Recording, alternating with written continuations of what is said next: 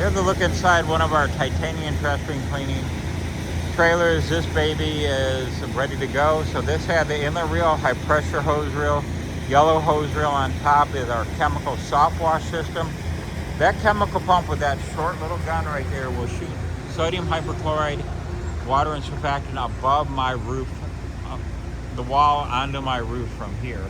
55-gallon tank, fire hydrant fill kit, electric triple stack handy hose reel, 37 horse, not 22 horse, 37 horse hot water power washer, 5,000 watt onboard generator, industrial triplex plunger pump, stainless steel frame and burner wrap.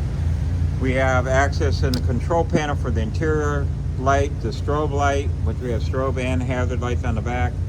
We have chemical sprayer for your sanitizer here, vacuum pump, vacuum motor, recycling system. This has a 17-stage wastewater recycling and filtration unit.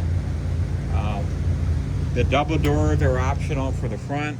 That can be on any one of our trailers. We also have a roof on this. Look at this, going to a cold climate and state, so they can work all winter long. This is kind of the exhaust diverter, the roof panel. We've got interior lights, the chemical soft wash unit. Extreme heavy duty trailer. This is 1/8-inch steel. It's hard to tell, but at an 1/8-inch steel trailer. I don't use aluminum ones. Everybody's complaining that their doors are falling off on the aluminum trailers and truck bodies. Obviously that's a light, soft material. You can take a 1/4-inch piece of aluminum and just bend it by hand. This one came back. We got to get this thing cleaned up and serviced.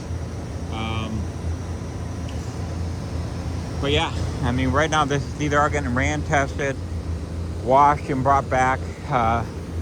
These two are going out the door in the next week or so. And then, well, actually this one, the guy's coming up to pick it up. But here's another one. You see the kind of steam and heat